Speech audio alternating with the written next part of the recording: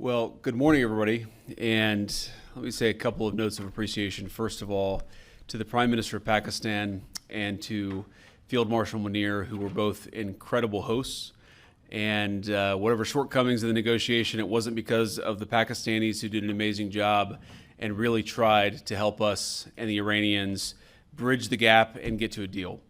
We have been at it now for 21 hours, and we've had a number of substantive discussions with the Iranians. That's the good news. The bad news is that we have not reached an agreement, and I think that's bad news for Iran much more than it's bad news for the United States of America. So we go back to the United States having not come to an agreement.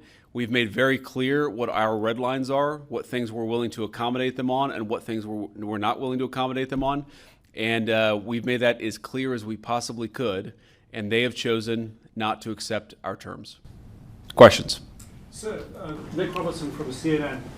Precisely what have they rejected here?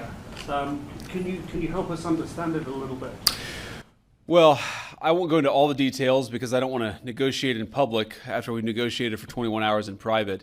But the simple fact is that we need to see an affirmative commitment that they will not seek a nuclear weapon, and they will not seek the tools that would enable them to quickly achieve a nuclear weapon. That is the core goal of the President of the United States, and that's what we've tried to achieve through these negotiations.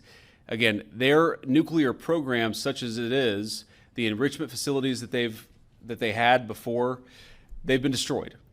But the simple question is, do we see a fundamental commitment of will for the Iranians not to develop a nuclear weapon, not just now, not just 2 years from now, but for the long term? We haven't seen that yet. We hope that we will. Jen. Was there a framework on anything? And also, did the Iranian frozen assets come up? And did you reach any conclusions on those frozen assets? We talked about all those issues, Jen, and we talked about a number of issues beyond that. And so certainly those things came up. But again, we just could not get to a situation where the Iranians were willing to accept our terms. I think that we were quite flexible. We were quite accommodating. The president told us, you need to come here in good faith and make your best effort to get a deal. We did that. And unfortunately, we weren't able to make any headway. Preston. Mr. Vice President, how often did you communicate with President Trump throughout the negotiations? There were reports that there were multiple rounds where there were breaks in between negotiations. How often did you communicate with the president throughout those rounds, and what was he saying as you were going through these negotiations that you said fell short? Yeah, obviously we were talking to the president consistently. I don't know how many times we talked to him, a half dozen times, a dozen times over the past 21 hours. We obviously also talked to Admiral Cooper, to Pete, to Marco, to the entire national security team. We talked to Scott Bessent a number of times.